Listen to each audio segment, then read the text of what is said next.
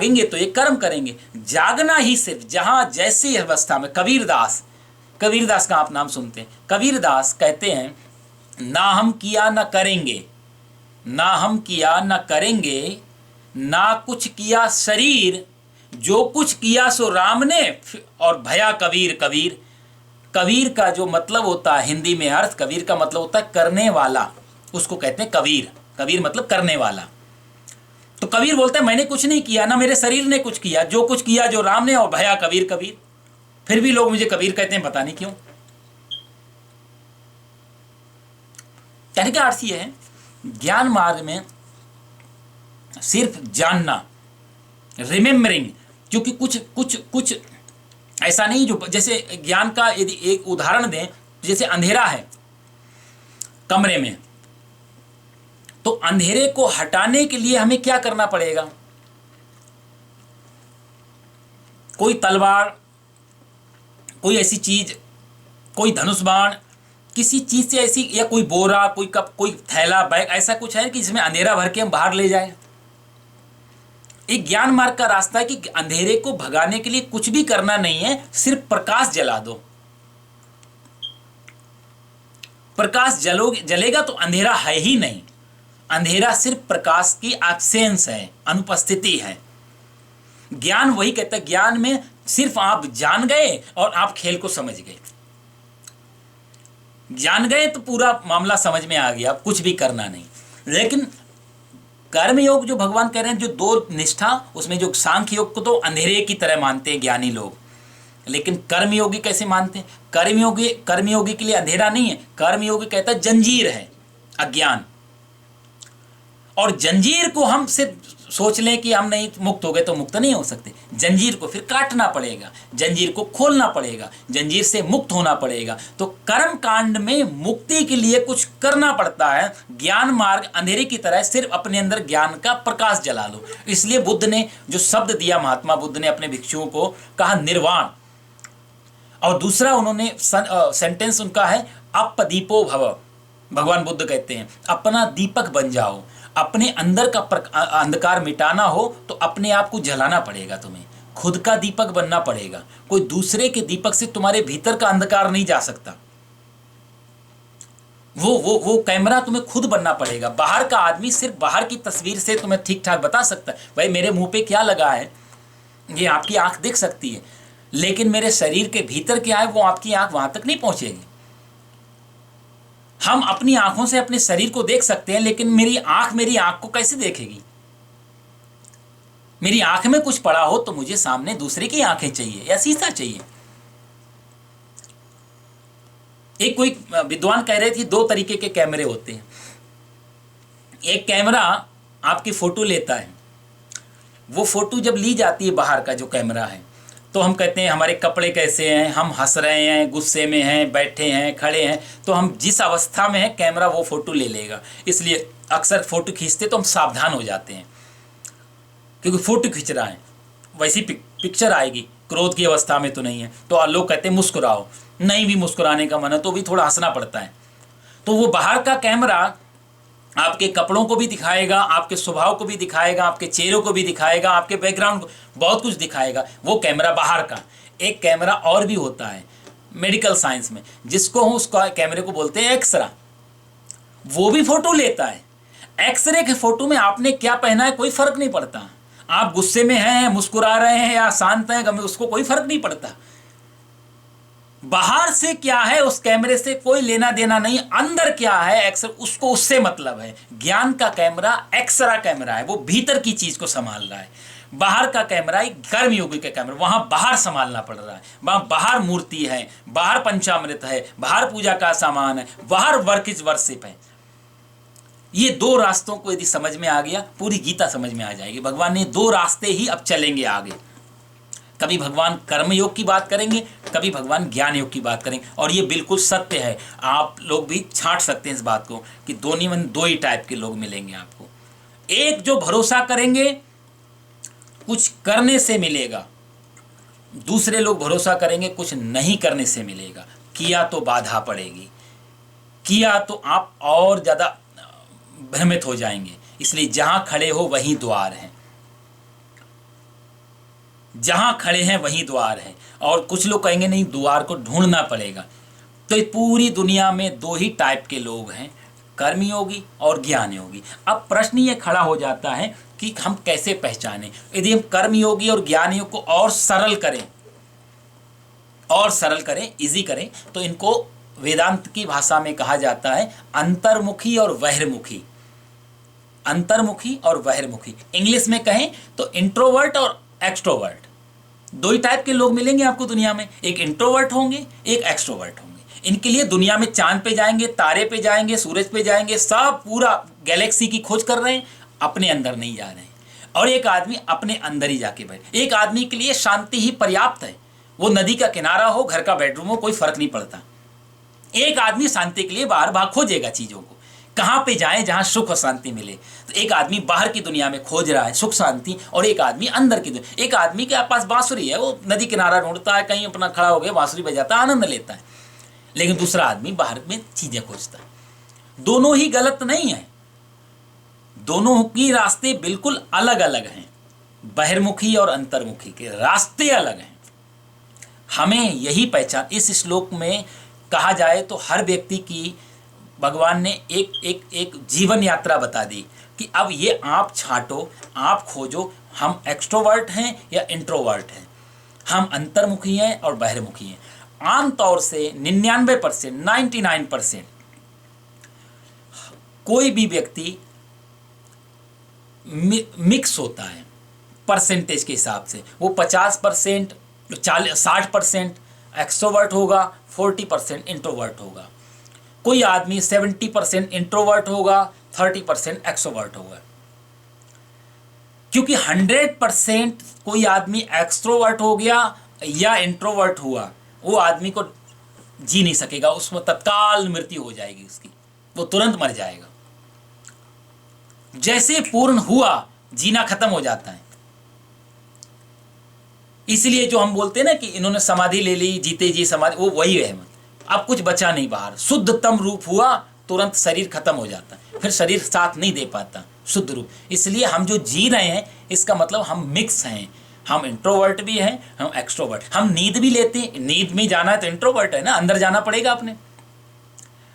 और बाहर और यदि काम कर रहे हैं, दुनियादारी सब कर रहे हैं, बाहर सुख शांति खोज रहे हैं तो एक्सट्रोवर्ट। पर यह देखना होगा कि हमारा टाइप ज्यादा किस में है, ये मैं भी नहीं बता पाऊंगा और आप भी एक दूसरे को नहीं बता सकते हो। ये अंतर यात्रा है, ये इनर जर्नी है कहीं ना कहीं, वो हमें। और इस श्लोक के इस फॉर्मूला के माध्यम से भगवान मानो आपको एक फ्रीडम दे रहे हैं कि आप सोचो आपके लिए ज्ञान मार्ग जरूरी है या कर्म मार्ग जरूरी है। यदि आप कर्मयोगी हैं, तिलक को यदि आप ज्ञान समझाने जाएंगे तो तिलक कभी नहीं समझ पाएंगे, क्योंकि उनके लिए बाहर का ही है। यदि एक्सट्रोवर्ट होगा तो धर्म उसके लिए पूजा बनेगा, धर्म उसके लिए सेवा बनेगा, सर्विस बनेगा उसके लिए धर्म। और यदि इंट्रोवर्ट है वही आदमी तो धर्म उसके लिए मेडिटेशन बन जाएगा। वो फिर पूजा भी करेगा भगवान की तो मानसिक, वो पूजा भी करेगा ध्यान की, वो मुकुट भी चढ़ाएगा तो मानसिक। वो खरीदने बाजार नहीं जाएगा, वो मुकुट की व्यवस्था करने, पैसे कमाने नौकरी नहीं करेगा, वो पूजा सारी करेगा, लेकिन सब कुछ सब मानसिक। अंतर यही है। तो हमारा टाइप क्या है, यही ना समझ के, यही चीज ना समझ के आपको मैं बताऊं, हमारे भारत में बहुत सारी गलत व्याख्याएं कर ली गई। दुख होता है कई बार लोग पूरी चीज को समझते नहीं है। हमारे यहाँ कहा वेद पे शूद्र का अधिकार नहीं है, तुम्हारा अधिकार वेद पे नहीं है, वेद आप नहीं पढ़ सकते। इन अर्थों में यहाँ भगवान जो तीसरे अध्याय के तीसरे श्लोक में जो बात कर रहे हैं, इस आधार पे बात कि वेद में तुम्हारा अधिकार क्यों नहीं है। यदि आप एक्सट्रोवर्ट हो और ज्ञान मार्गी वेद को आप पढ़ोगे तो आप उसमें प्रश्न खड़े करोगे, क्वेश्चन मार्क लगाओगे। एक श्रेष्ठ, अर्जुन भी यहाँ वही कर रहा है ना, अर्जुन ने सांख्य पे क्वेश्चन मार्क डाल दिया। यही होता, हम कर्मयोगी है और ज्ञान के रास्ते पढ़ेंगे तो दुविधा खड़ी होगी। इन अर्थों में वेद पढ़ने का अधिकार नहीं था लोगों को, ब्राह्मण के अलावा। और ब्राह्मण का मतलब जाति से नहीं, इंट्रोवर्ट जो व्यक्ति है वो ब्राह्मण है। पश्चिमी जगत में सुकरात, कन्फ्यूशियस, ये सब ब्राह्मण लोग हैं। अपने यहाँ भी परशुराम एक्सट्रोवर्ट है, वो बाहर क्षत्रियों को मिटा रहे हैं, उनके कर्म बाहर हैं, वो कर्मयोगी हैं। इन अर्थों में वेद पे अधिकार बोला था कि वेद नहीं पढ़ सकते आप, वेद आप मत। कारण ये नहीं था कि तुम्हारे छूने से वेद अशुद्ध हो जाएगा, तुम्हारे छूने, वेद इतनी पवित्रतम चीज है साहब, आग में कुछ भी डालो सब जला देती है। आग में कोई दो, आग में मुर्दा भी जलता है, आग में खीर भी पकती है। आग खीर को पकाने के लिए आग शुद्ध नहीं होती, मुर्दा को जला के आग अशुद्ध नहीं होती। आग का अपना एक स्वभाव है, वो वही है, उसका अपना एक रूप है, उसमें तुम जो मर्जी करो, आग तो एक ही, ऑक्सीजन तो वही है। मुर्दा जला रही, क्या फर्क। गंगा में मुर्दे भी बहते हैं, कीट पतंगे भी मिलते हैं, फिर भी गंगा का पानी शुद्ध और पवित्र माना जाता है, फिर भी गंगा में स्नान करते हैं। गंगा में कोई ऐसी केमिस्ट्री नहीं है जो पाप धुल जाए, मजे की बात। लेकिन गंगा की खासियत ये है कि हमारे मन में एक बार डाली हुई, गंगा स्नान कर लो पाप से मुक्त हो जाओगे। तो जब एक ऐसा शुद्ध मन से जाता है इंसान और डुबकी लगाता है तो मन में एक भावना जागृत होती है। लोगों ने कहा है, ग्रंथों ने कहा है, गंगा में स्नान करो, पुण्य से, पाप से मुक्त हो जाओगे। पाप करने से डर लगने लगता है, फिर एक ऐसा साइकोलॉजिकल एक चीज बना देती है ये चीजें। तो धर्म शास्त्र गलत नहीं, उसमें जो लिखा है वो भी गलत नहीं। कारण ये भगवान यह समझा रहे हैं कि तुम्हारे जो काम की चीज नहीं है, आपके जीवन की शैली से, आपकी लाइफ स्टाइल से, आपकी पर्सनैलिटी टाइप से जो चीज मैच नहीं कर रही है, और यदि आपने उसको लिया तो आप उसमें संदेह, शंका, डाउट और आर्ग्यूमेंट्स इकट्ठे करोगे और आपको कुछ मिलने वाला नहीं है।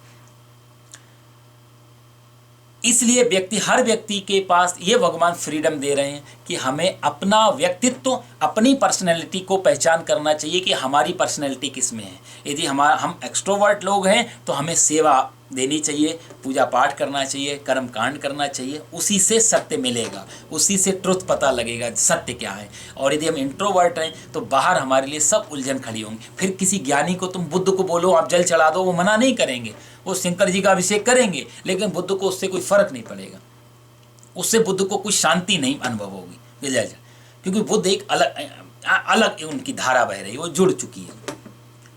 तो ज्ञान मार्ग अंतर्मुखी मार्ग है, और जो कर्म का जो मार्ग है, कर्म योग मार्ग है, वो बहिर्मुखी मार्ग है। तो सांख्य और योग, ये दो रास्ते भगवान ने अर्जुन को यहाँ बताए हैं। अर्जुन, अभी तक जो मैंने तेरे से कहा वो सांख्य का मार्ग है, जहाँ सिर्फ जान लेना काफी है। अब आगे तू मेरे मुंह से जो सुनेगा वो योग का मार्ग है, जहाँ कुछ करना पड़ेगा।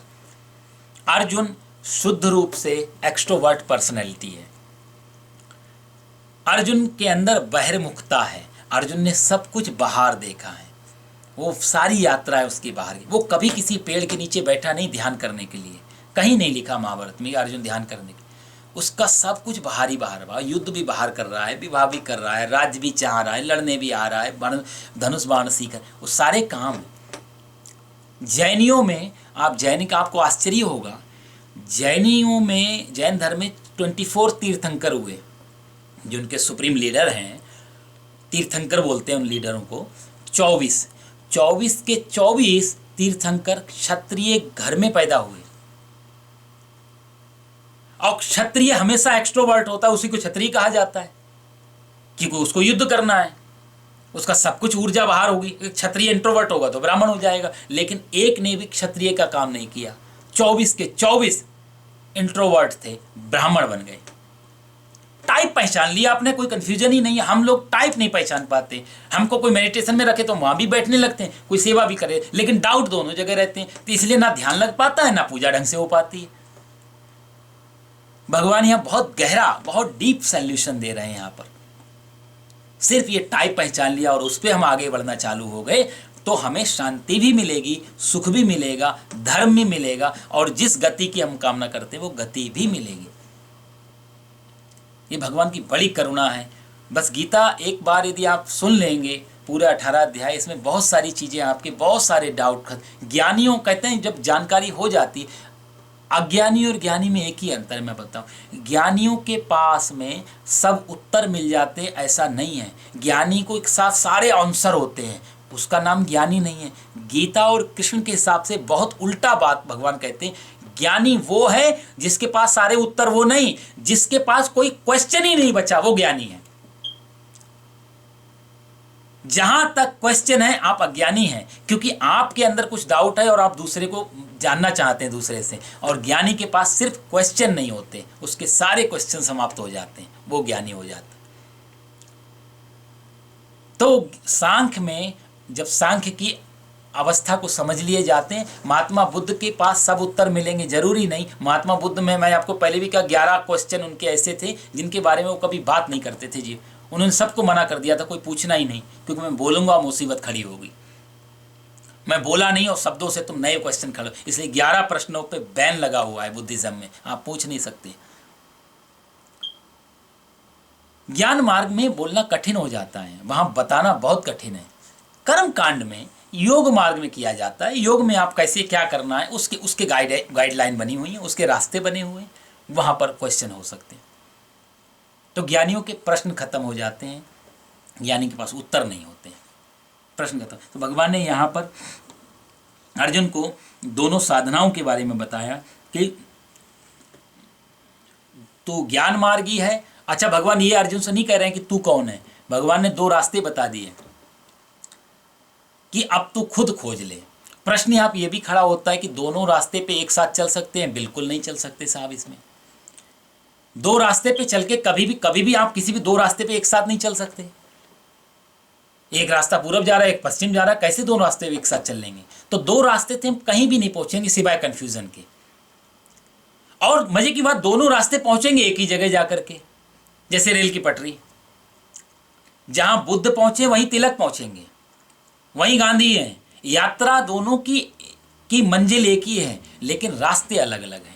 तो जब तक व्यक्ति एक रास्ते पे नहीं चलता तब तक मंजिल नहीं मिलती। मैं थोड़ा सा इधर जाऊं वूस्टर की तरफ और थोड़ा सा इधर जाऊं रोड आइलैंड की तरफ, 5 माइल वूस्टर की तरफ जाऊं, 5 माइल फिर लौट के आऊं रोड आइलैंड की तरफ जाऊं, ना मुझे वूस्टर मिलेगा ना मुझे प्रोविडेंस मिलेगा। एक रास्ते पे कहीं पहुंचना हो तो एक रास्ते पे कंटिन्यू चलना पड़ेगा। तो जो शांति नहीं मिल रही, परमात्मा नहीं मिल रहा है, ज्ञान नहीं मिल रहा है, कारण यही रहता है हम पैरेलल चलने की कोशिश कर रहे हैं। अर्जुन भी वही कोशिश कर रहा है बीच में। वो ज्ञान को समझ रहा है, कह रहे हैं आपने ज्ञान बोल दिया, कर्म से क्यों भगाते हो? वो जंगल में जाके फिर कर्म पे लौटेगा, किसी ने गाली दी तो धनुष बाण निकाल लेगा, फिर कर्मयोगी बन जाएगा। वो भगवान को डर है। सांख्य समझ लिया तो चटाई गोल करके निकल जा, जो मैंने आपको कहानी सुनाई। फिर तूने प्रश्न भी क्यों किया? सांख्य समझ में आ गया तो बात खत्म हो जाती, तू चला जाता, धन्यवाद भी मत दे।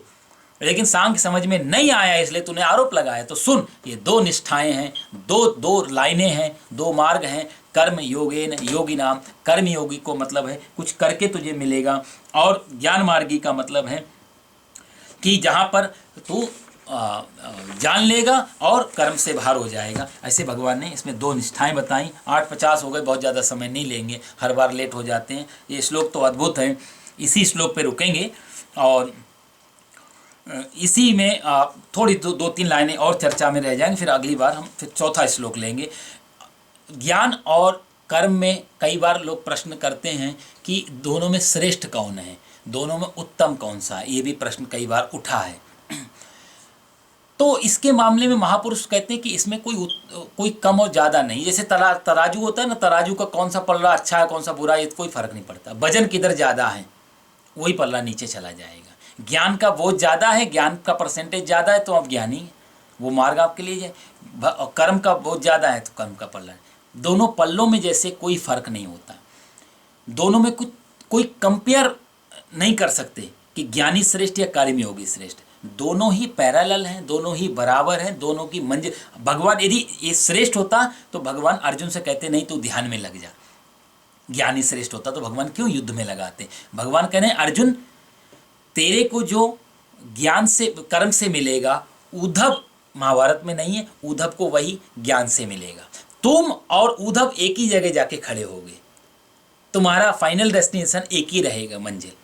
वो इंट्रोवर्ट है तो एक्सट्रोवर्ट है, तू कर्म के माध्यम से जा और वो ज्ञान के माध्यम से। इसलिए दोनों में कोई अंतर नहीं है, तुलनात्मक अध्ययन कोई नहीं है। दोनों के रास्ते हाँ जरूर अलग हैं, दोनों में एक साथ नहीं चलना चाहिए। यदि शांति की प्राप्ति है वो हमें खुद छांटना चाहिए, क्योंकि अनकॉन्शियस माइंड ही वो बता पाएगा कि हमारा अपना टाइप क्या है।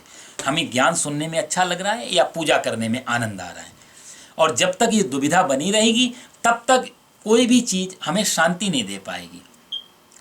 तो इसलिए वो एक ये चीज़ आपके लिए भगवान ने एक आइडिया दे दिया, एक तरीका बता दिया अंतर्मुखी को।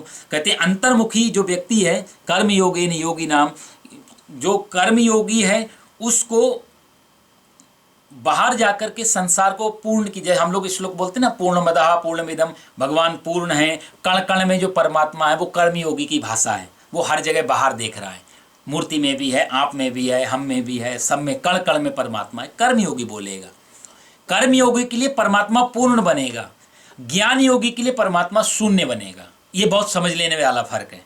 जो हम बोलते कुछ नहीं है, शून्य, जीरो। ज्ञानी कहेगा कुछ, जैसे जो बुद्ध ने कहा निर्वाण का अर्थ क्या होता है, कुछ भी नहीं, खत्म, सब कुछ, बात ही खत्म हो गई, कुछ भी नहीं बचा, आत्मा परमात्मा दिया बुझ गया, बात खत्म हो गई। तो निर्वाण का सब। ज्ञानी के लिए परमात्मा शून्य है, योगी के लिए परमात्मा पूर्ण है, हर जगह है। जैसे आप एक संख्या पे हैं, आप 100 पे आप पहुंचे हैं, 100 से आप ऊपर गिनते जाओ, एक बार ऐसा आएगा आपके पास कोई संख्या नहीं होगी, कोई नाम नहीं होगा। बढ़ते जाओ आगे, कहीं तो ऐसा आएगा जहां आपके पास संख्या खत्म हो जाएंगी, वो कर्मयोगी का मार्ग है, आप आगे जा रहे हो। जहां संख्या, एक समय तो जरूर आएगा कि आप निरुत्तर हो जाओगे, अब इसका कोई नाम नहीं है, पर संख्या तो है।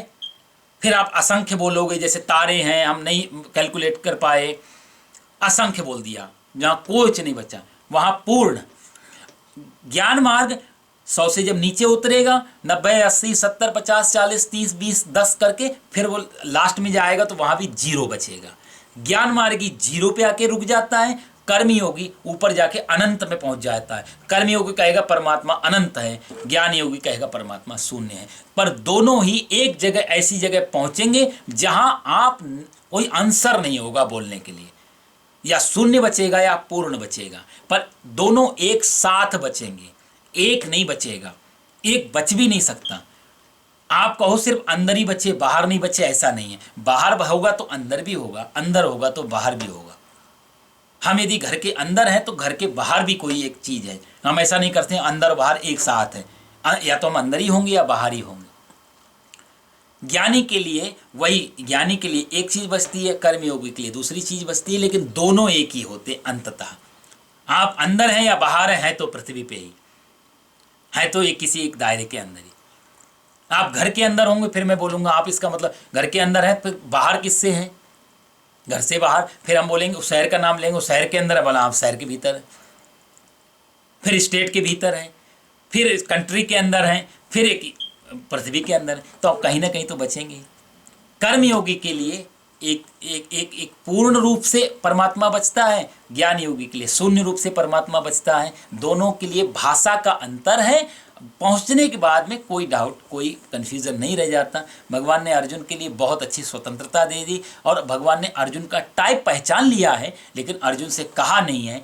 आगे भगवान जो स्पीच देंगे, आगे भगवान जो बात करेंगे, वो अर्जुन की पर्सनैलिटी से बात करेंगे, क्योंकि तीसरा अध्याय कर्मयोगी अध्याय है। तो जिनकी पर्सनैलिटी एक्सट्रोवर्ट है, जो बहिर्मुखी लोग हैं, उनके लिए अध्याय बहुत काम का है, क्योंकि दूसरा अध्याय इंट्रोवर्ट लोगों के लिए काम का है। इसलिए जो आपने कहा, ये आपका प्रश्न शुरू का बहुत ही महत्वपूर्ण था कि अप्लाई कर, क्योंकि हमारा टाइप उस टाइप का शायद नहीं हो, इस वजह से वो अध्याय कठिन लग जाए। नहीं तो इससे अच्छा क्या अध्याय, जहाँ कुछ भी करना नहीं, जहाँ बैठो वहीं बैठो, कुछ भी सिर्फ जान लो, बताओ इससे सरल क्या चीज़ होगी। लेकिन कठिन यदि लग रहा है तो इसका मतलब हमारी टाइप ऑफ पर्सनैलिटी अलग है। तो भगवान कर्मयोग के बारे में बात करेंगे, अगले संडे को हम लोग मिलेंगे। काफ़ी कुछ कहना का मन होता है, चीज़ें छूट जाती कई बार कुछ शब्द, लेकिन परमात्मा जितना भी निकाले उतना ही काफ़ी है। मैं तो भगवान की बड़ी कृपा है, आप लोग सुनते आ रहे हैं। कोई क्वेश्चन आदि होगा, इसमें कोई प्रश्न होगा तो हम शुरू में ले लेंगे, अगली बार आप लोग सोच के रखना। और अगले संडे को हम लोग मिलते हैं। तीसरे श्लोक तक हम पहुंच गए हैं, चौथे श्लोक से अगली बार में हम लोग शुरू करेंगे। ओम पूर्णमदः पूर्णमिदं पूर्णात् पूर्णमुदच्यते पूर्णस्य पूर्णमादाय पूर्णमेवावशिष्यते। ओम शांति शांति सुशांतिर्भवतु। बोलो सच्चिदानंद भगवान की जय, गीता माता की जय।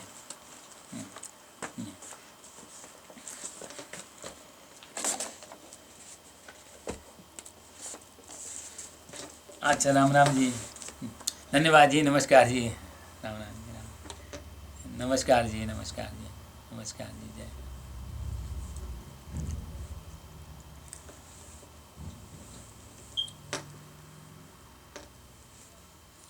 धन्यवाद जी, धन्यवाद। इसमें आवाज़ और वीडियो ठीक ठाक आया नहीं? पहले से बेटर है नहीं? हाँ, ये आईपैड पे चल रहा है। हाँ जी, तो जस्ट ट्राई किया कि पिछली बार कुछ ना कुछ प्रॉब्लम आती थी ना, तो इस बार शायद बेटर हो।